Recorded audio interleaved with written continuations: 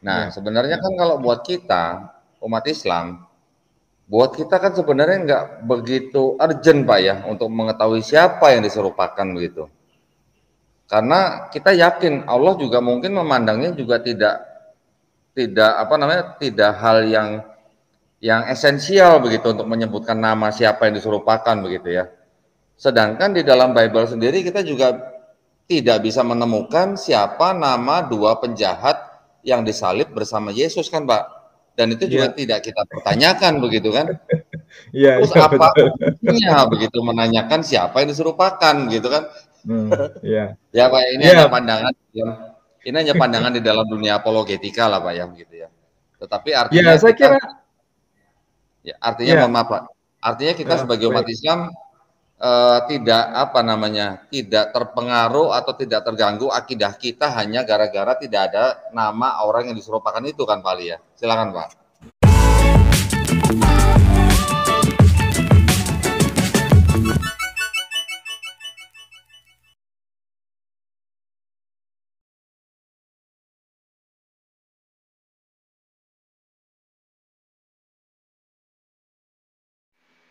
Nah, karena Islam sudah punya peranggapan yang tidak based on the history, dia punya asumsi teologi sendiri. Dari sini kita bisa temukan, kalau Bapak Ibu menyaksikan tentang ayat-ayat Quran tentang penyaliban Yesus di surah Al-A'raf 157, antara kitab tafsir yang satu dengan kitab tafsir yang lain, itu isinya beda-beda, tidak sama. Kenapa? Ya karena asumsi penafsir yang satu dengan asumsi penafsir yang lain ini beda-beda. Coba lihat, ini tafsirnya Ibnu Abbas. Ibnu Abbas dibilang begini, ini lucu nih, lucu. Saya bacakan ya, secara cepat ya. Dan karena ucapan mereka sesungguhnya kami telah membunuh Al-Masih Isa putra Maryam Rasulullah. Maka Allah pun membunuh teman mereka yang bernama Nitianus. Nitianus Isopoman. Padahal mereka tidak membunuhnya dan tidak pula menyalibkannya, tetapi yang mereka bunuh ialah orang yang diserupakan dengan Isa bagi mereka. Allah membuat Nitianus, Allah membuat Nitianus, Rasul Nitianus, Rasul siapa mana lagi? Allah membuat Nitianus serupa dengan Nabi Isa. Mereka pun membunuh Nitianus, bukan membunuh Nabi Isa. Sesungguhnya orang-orang yang berselisih paham tentang Isa, yakni tentang pembunuhan Nabi Isa, penyaliban itu, benar-benar dalam keraguan-raguan tentang yang dibunuh itu. Mereka tidak mempunyai keyakinan tentang siapa yang dibunuh itu, kecuali mengikuti persangkaan belaka. Bahkan persangkaan pun sebenarnya tidak mereka miliki. Nah, sudah, saya nggak sampaikan semuanya. Di dalam tafsir Ibnu Abbas, orang yang mati menggantikan Yesus adalah Nitianus. Pendeta Sirait, apakah Bapak kenal Rasul Nitianus? Iki Rasul Kondi itu ya. Walah ya. Kalau Bapak enggak, Pak Sirait, Pendeta Sirait tidak mengenal Rasul Nitianus, apakah Pak Pendeta Sirait kenal Rasul Tetanus? Gak kenal Rasul Tetanus ya? Rasul Tetanus itu kemungkinan ini dugaan saya. Saudaranya Rasul Bronkitis. Rasul Nitianus itu saudaranya Rasul Bronkitis. Kira-kira Pak Pendeta Sirait kenal enggak? Saya kalau baca tafsirnya Quran, antara tafsir yang satu, saya seringkali tersenyum dan tertawa. Andai kata kita cross-check di dalam kajian sejarah, kita akan kebingungan, siapa Nitianus ini? Nah, temannya Yesus bernama Tetanus, siapa? Nitianus, Tetanus, karu-karuan. Artinya apa? Asumsi teologis yang tidak based on the histories, dia mengembangkan kisah-kisah yang bisa kemana-mana. Ini masih satu tafsir ya Pak. Saya tidak keluarkan semua tafsir, karena terlalu banyak tafsir di dalam dunia Islam. Saya hanya pilih beberapa yang umum-umum aja lah. Yuk kita lihat. Ini Rasul Nitianus, Rasul Tetanus. Nih, kita sekarang lihat tafsir jalan lain. Ini di aplikasi, Bapak Ibu bisa mendownload di Play Store atau Apple Store, tafsir jalan lain. Di dalam tafsir jalan lain, tidak disebut nama. Tapi salah satu dari murid Yesus. Siapa itu? Sembuh karep-karepmu. Yang penting salah satu dari murid-muridnya Yesus. Siapa itu? Embuh karepmu, aku gak ngerti. Pokoknya salah satu dari murid-murid Yesus. Lah ini pun juga menjadi masalah. Karena siapapun nama murid Yesus bagaimana kehidupan mereka, kemana mereka pergi menginjil, dan bagaimana akhir hidupnya, semua tercatat di dalam tulisan bapak-bapak gereja. Tidak ada yang tidak tertulis. Sebutkan nama, karena kalian yang menuduh bahwa yang meninggal itu salah satu dari muridnya Yesus. Siapa namanya? Anda sebut siapa? Petrus. Mustahil. Petrus masih hidup 30 tahun pasca Yesus. Dia mati disembelih oleh Nero. Di mana di hari yang sama, dia tidak disembelih, keliru, maaf, saya ralat, salah ngomong. Petrus disalib terbalik oleh Nero. Di hari yang sama, Rasul Paulus disembelih oleh Nero. Jadi Paulus dan Petrus mati syahid di zamannya Nero. Mau sebut siapa lagi? Bartolomeus. Enggak, Bartolomeus mati di Irak. Siapa? Matius. Mustahil, Matius mati di Rajam Batu di Mesir. Siapa? Thomas. Omong kosong. Thomas mati di sekitar tahun 50-60 di India. Ayo, siapa?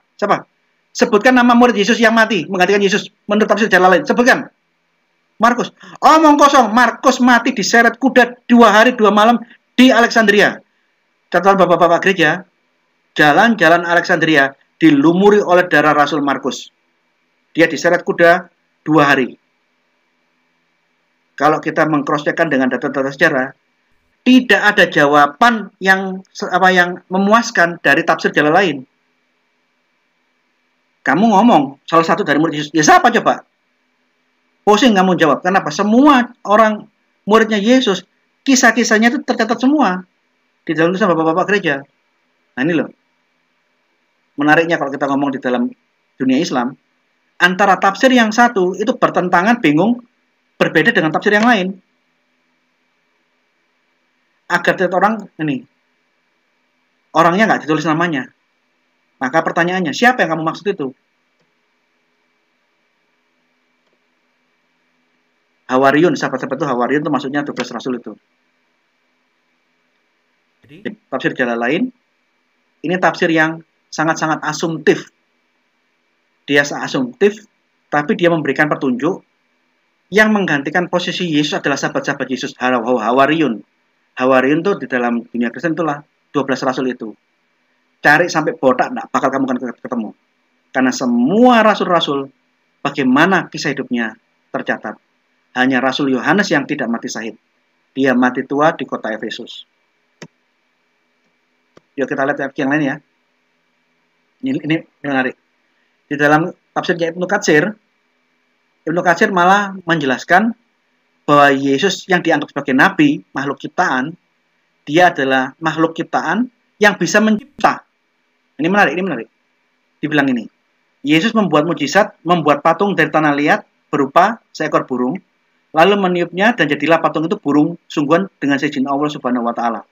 Jadi Yesus memiliki kemampuan seperti Allah membuat Adam dari tanah liat dan menghidupkan Adam menjadi manusia yang hidup. Yesus pun juga bisa. Dia membuat patung burung dari tanah liat dan menghidupkan menjadi makhluk hidup beneran. Bedanya, Yesus yang menciptakan burung dari tanah liat, yang mirip dengan Allah menciptakan Adam dari tanah liat, Yesus adalah nabi.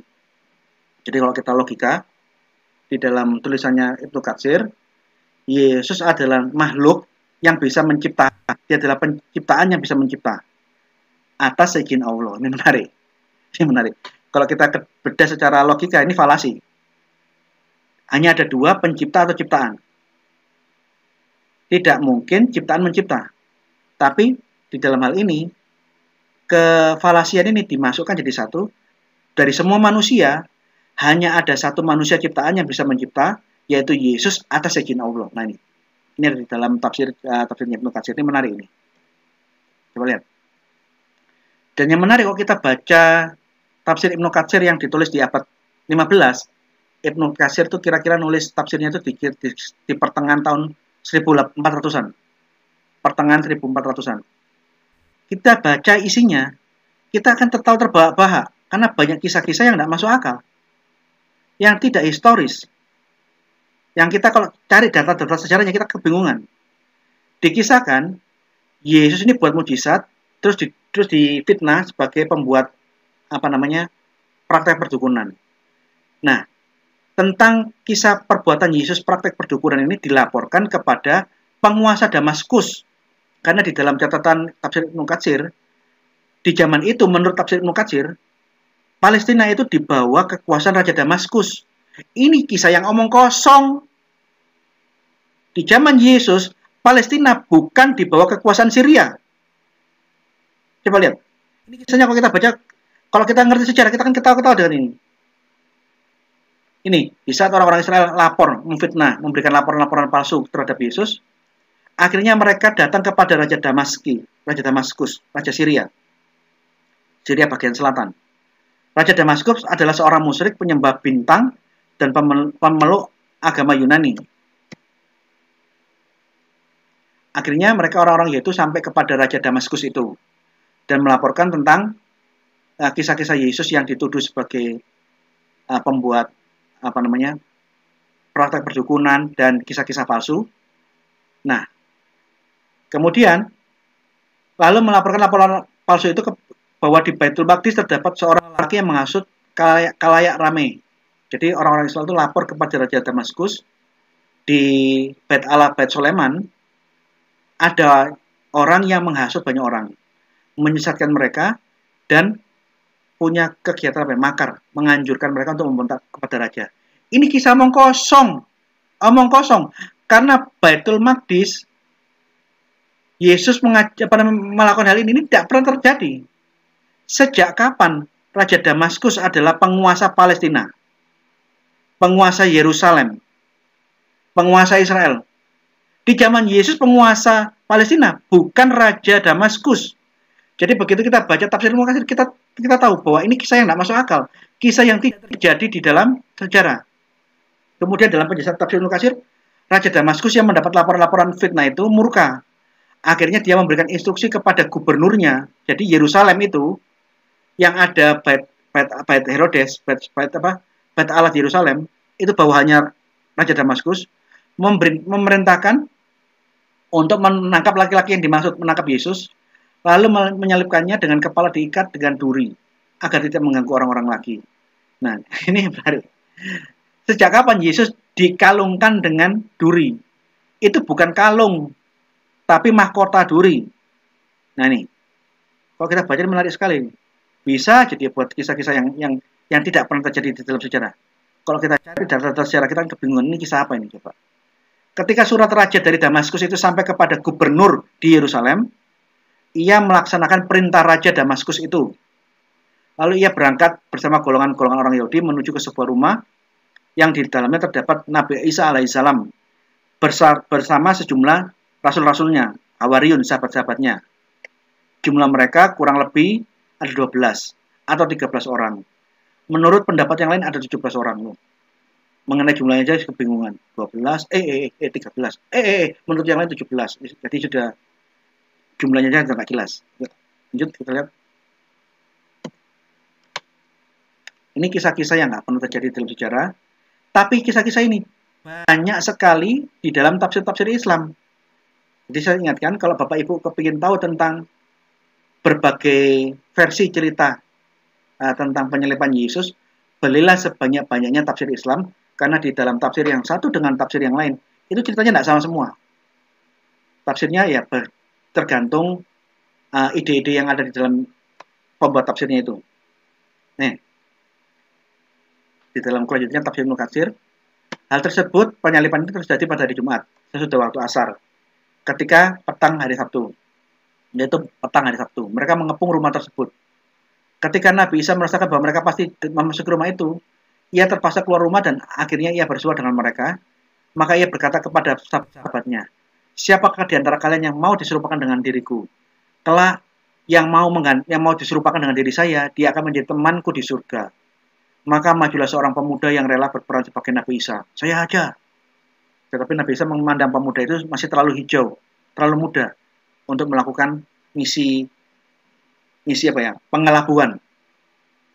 Maka ia mengulangi permintaannya sebanyak 2 kali atau 3 kali.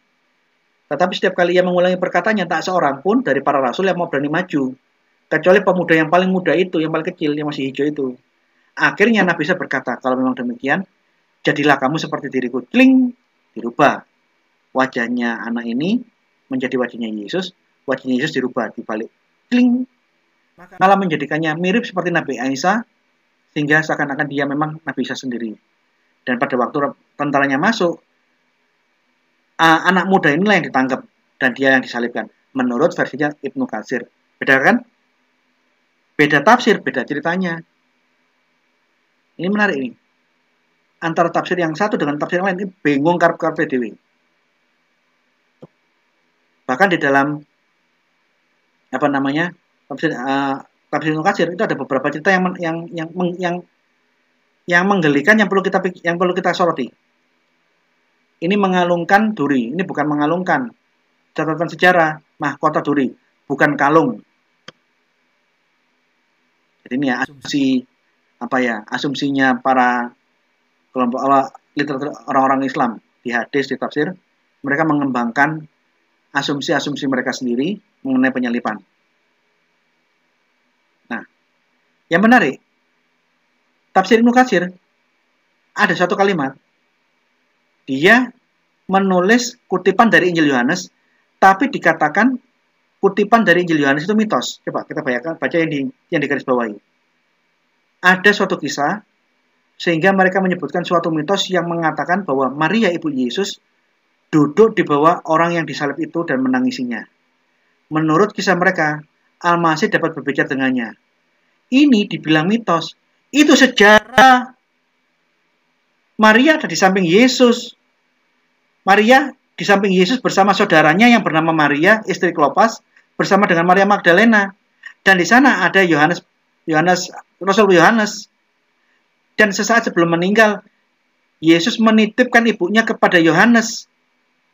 Yesus masih bisa berbicara. Yang sejarah, yang fakta ini, di dalam tafsirnya Ibnu Katsir, yang baru ditulis di abad 15, dibilang mitos. Nah, yang kayak tadi kita baca dari tadi yang lucu-lucu itu yang diyakini orang Islam. Kebalik-balik nih logikanya. Yang fakta sejarah, yang catatan Alkitab, dari abad pertama yang ditulis oleh Yohanes dibilang mitos. Lihat. Ini kebalik-balik. Yang historis dibilang mitos, yang dongeng katanya dianggap sebagai sahih. Maria ibu Yesus benar ada di dekat salib Yesus. Nih. Dan dekat salib Yesus berdiri ibunya. Siapa ibunya? Maria. Dan saudara ibunya, Maria yang lain, istri Klopas. Dan Maria Magdalena. Ketika Yesus melihat ibunya di dekat salib, dan murid yang dikasihinya, yaitu Rasul Yohanes di sampingnya, berkatalah ia kepada ibunya, "Ibu, inilah anakmu." Ibu, ini gaya bahasa itu kira-kira seperti ini. Mama Maria, jika aku telah mati, ikutlah dengan Rasul Yohanes ya. Ini bahasa sederhananya kira-kira begitu. Ini kayak bahasa orang zaman itu. Ibu, inilah anakmu. Anak, inilah ibumu. Yesus bisa ngomong. Bahkan Yesus memberi wasiat. Setelah aku akan kembali ke Bapa, Maria dirawat oleh Rasul Yohanes. Ini wasiatnya terakhir Yesus. Nah, yang sejarah dibilang mitos, nah yang kita yang nggak jelas rujukannya, yang aneh-aneh di dalam tafsir-tafsir Muslim, ini yang diyakini, diimani orang-orang Muslim. Jadi ada yang terbalik-balik. Yang tidak terjadi di dalam sejarah dikategorikan sahih sanadnya. Ini katanya ini, ceritanya seperti ini. Ini sahih. Benar-benar sesuatu yang menggelikan, sesuatu yang sangat menggelikan. Tetapi yang sejarah, catatan saksi mata, tulisan abad pertama dari para rasul langsung yang menyaksikan kejadian ditolak. Coba lihat. Inilah yang kita bisa saksikan. Sekarang pertanyaan. Raja Damaskus yang menghukum Yesus itu siapa? Bahkan ada orang yang mengatakan ada raja yang bernama Daud. Ini tafsir yang lain ya. Di dalam tafsir yang lain dikatakan Raja Yerusalem itulah yang menghukum Yesus. Jadi Yesus tidak dihukum oleh Raja Syria Damaskus. Di dalam tafsir yang lain dikatakan Yesus dihukum oleh Raja Israel sendiri yang bernama Daud. Tuh. Jadi Anda kalau beli tafsir-tafsir Quran, beli yang banyak. Nanti mumet siramu. Karena tafsir yang satu ngomongnya ke sini, tafsir yang sini ngomong ke sana, beda-beda, complicated. kontradiksi terjadi di dalam tafsir-tafsir Islam, kontradiksi terjadi di dalam masing-masing ajaran-ajaran gnostik. Karena masing-masing aliran, masing-masing penafsir punya daya kreasi sendiri-sendiri. Sejak kapan Yesus dikalungi duri? Semua cerita-cerita ini tidak pernah terjadi di sejarah. Kita tidak akan temukan orang-orang yang dicatat dalam tafsir Quran ini. Tapi yang seperti inilah diyakini sebagai sahih yang otentik. Nih.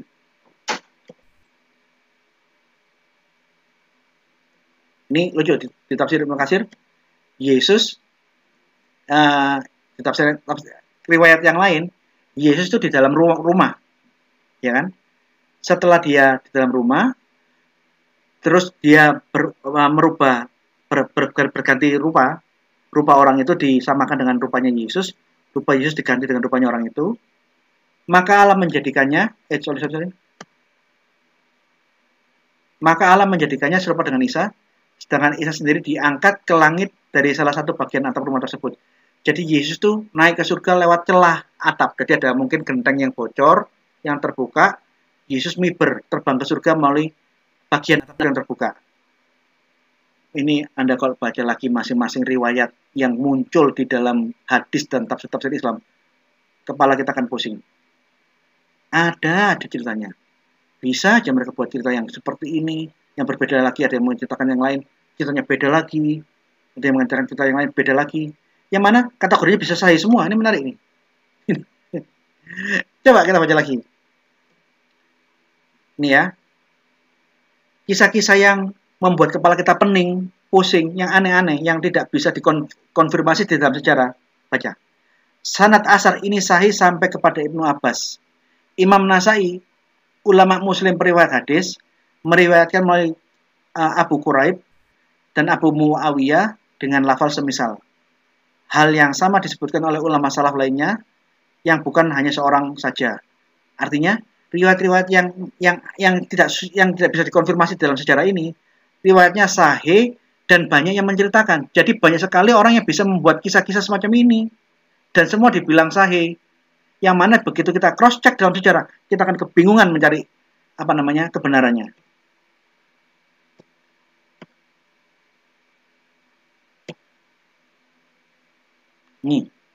Ini kisah yang lain lagi. Nama Raja Bani Israel yang mengirimkan sejumlah pasukan membunuh Isa Al-Masih adalah Daud. Jadi Raja Israel yang memberikan instruksi eksekusi tangkap, bunuh Yesus, tangkap dan bunuh Yesus, nama rajanya adalah Daud.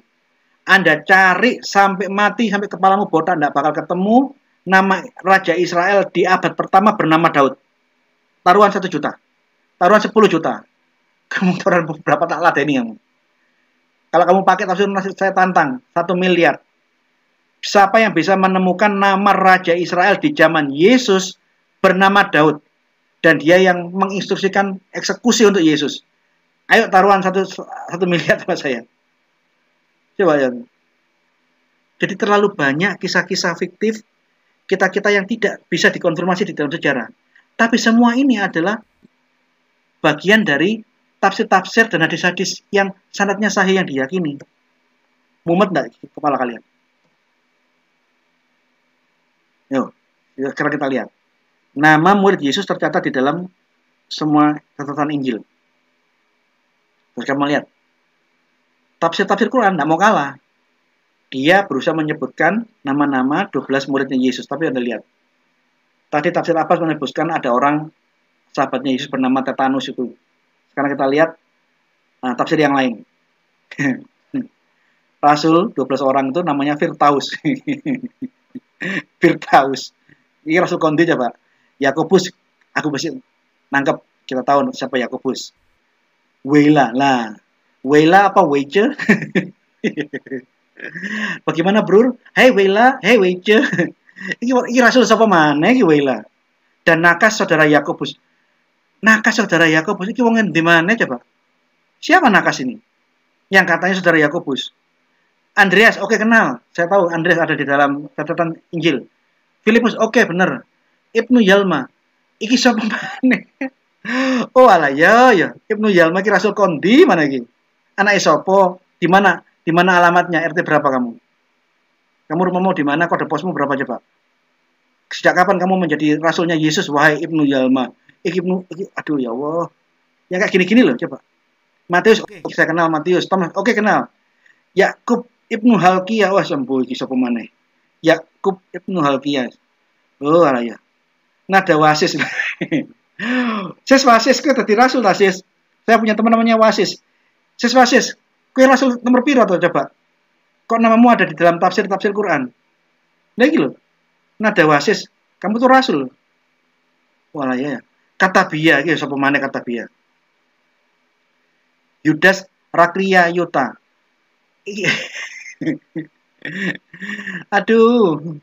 Akika Sukria. Akria Sukria Endang Bambang. Rakria ki ya sapa to ya? Yudas Rakria ki coba. Aduh. Kita beriman gunakan akal. Jangan iman tok asal yakin, yang penting yakin. Coba kita pikir.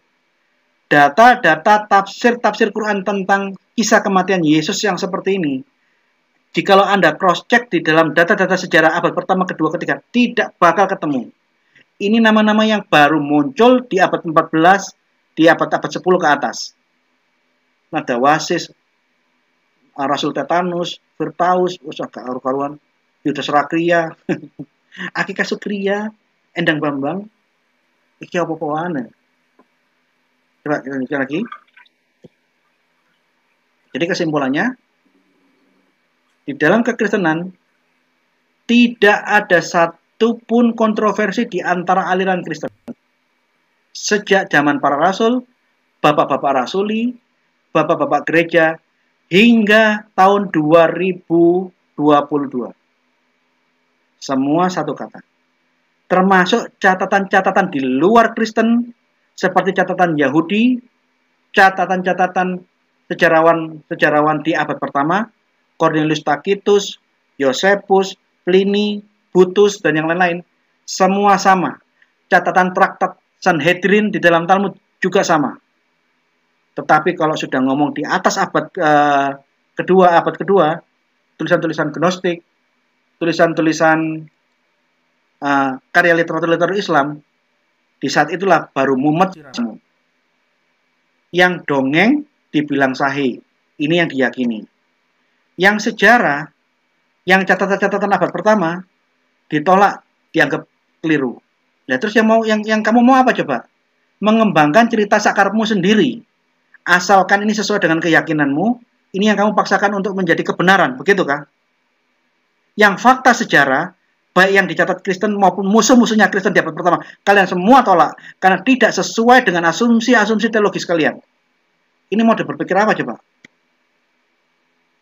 Inilah, jadi saya lebih senang judul pertemuan kita malam hari ini bukan kontroversi penyalipan Yesus, tapi kontroversi dongeng-dongeng penyalipan Yesus seperti yang kita saksikan di berbagai macam-macam tafsir Quran, di berbagai tulisan-tulisan Gnostik.